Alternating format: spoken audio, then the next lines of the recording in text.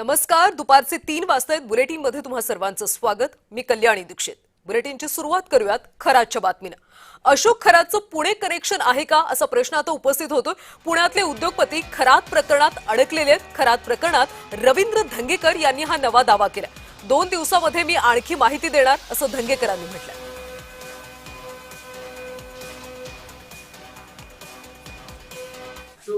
खरात हा कुठल्या नेत्यांना कशा पद्धतीने भेटलाय, कशा पद्धतीने त्यांनी त्यांच्याशी व्यवहार केले.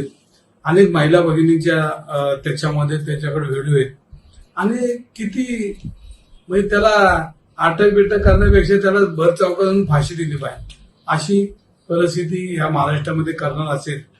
आणि नेत्यांबरोबर फोटो काढणं किती म्हणजे फार केंद्रीय मंत्र्यांपासून तर खालच्या मंत्र्यांपर्यंत सगळ्यांबरोबरच त्यांनी त्याचे जवळचे संबंध कसे निर्माण केले ते सगळं तपासून अशा लोकांना जाहीर फाशी दिली पाहिजे.